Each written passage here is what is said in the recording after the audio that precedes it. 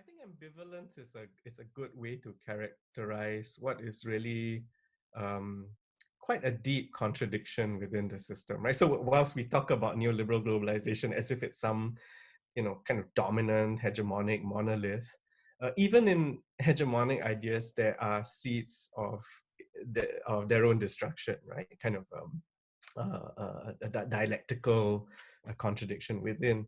And I think in even a place as small and as purposeful as Singapore, you'll always have these strands that are pulling somewhat differently.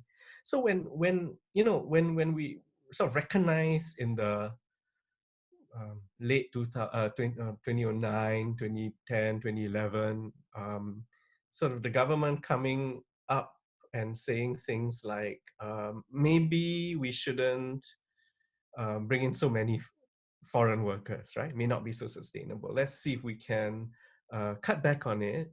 And by doing so, encourage local businesses to invest in productivity enhancing sort of measures, technology, and so on and so forth. It's not necessarily a new point, because I think that even in those sort of years in the late 70s, 80s, when we were growing really rapidly, right? And the tight labor force in Singapore was insufficient. We needed to have uh, a growth in the labor force in order to allow for the city to be built, for the infrastructure to be built, for the economy. So I think the government at that time recognized the need to bring in, I suppose at the time described as lower skilled, low wage labor to come in, and also to release Singapore women into the workforce, right? Uh, but I think at that point of time, they never really expected that those numbers would grow over the decades, or that foreign presence in the economy would be so entrenched. I think there was every expectation that once we grew enough, we could kind of our people would be well educated, well trained, and we would sort of do most of the jobs that we needed to do ourselves, and that component would kind of disappear. But by the I think the 90s especially, Singapore's growing really phenomenally, right? 80s and 90s really phenomenally, and it was held up as this model by the World Bank, as this model to emulate, right? The miracle, I mean, the word miracle itself should tell you something. So I think we were basking in this kind of glow of having achieved such incredible rates of growth and income and so on, and the adulation of the sort of respectable global scene. But behind the story is that the growth was achieved with just a lot of labor. Yeah.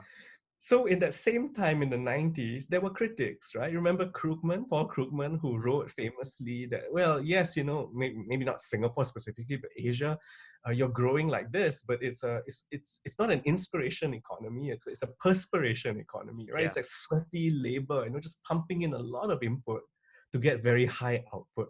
So we were kind of almost basking in the glory of growth, but kind of not wanting to be reconciled fully with the fact that that was achieved largely through very liberal or increasing numbers of foreigners coming to do these jobs that we tell ourselves we don't want to do ourselves, right? So they have to do it, and they want to do it cheaply because they come from places where they would live and work and under far worse conditions. So we tell these things to justify it, right?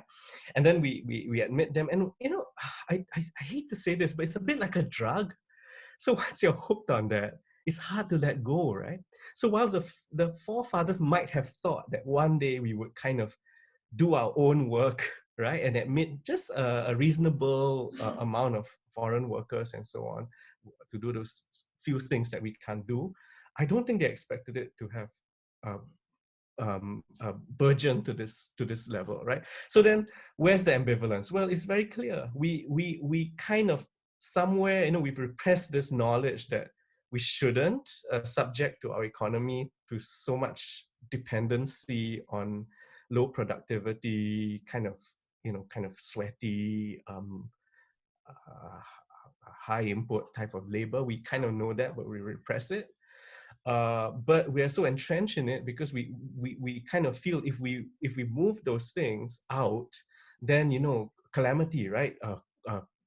Prices will go up, and when costs go up, the people to be most hurt by it would be the poor, of course, and then the elderly, and so on. So we tell ourselves these things that cannot be done; it'd be catastrophic. And then we know also that small businesses would be quite averse to this idea, right? Because they say they can't hire locals, and their businesses will fold and so on. And there's obviously a political cost to that too, Yeah. right? I mean, you're going to lose votes basically, right?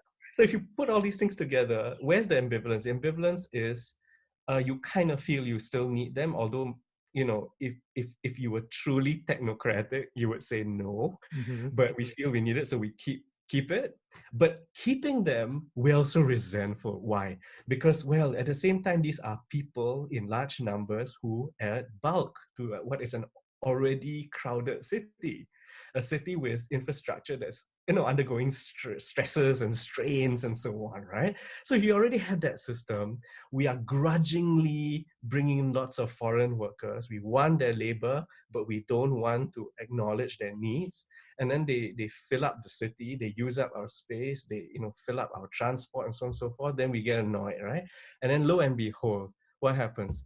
Multiracial society, underneath all of that, the racist, xenophobic feelings come to the surface, right? They get unlocked, right? When things are fine and we're rich and wealthy, we can be as liberal and tolerant as the best of them, right? But once that comes under strain, all our suppressed feelings of racist feelings, they all come to the surface. Yeah. Right? So we pressure on the state, right?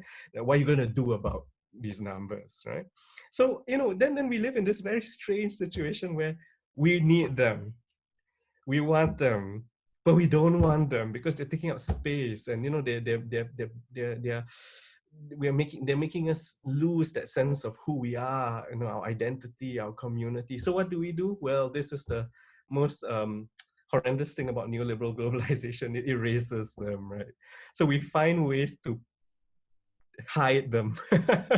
I mean, like the weekends, we had Little India at that time, right? So let them all go there and, sort of occupy the space and free up the rest for the rest of us real Singaporeans, right? And then when that exploded, what do? We turn to dormitories. Yeah. Right? We built these giant things and we put them as far away from visibility as possible.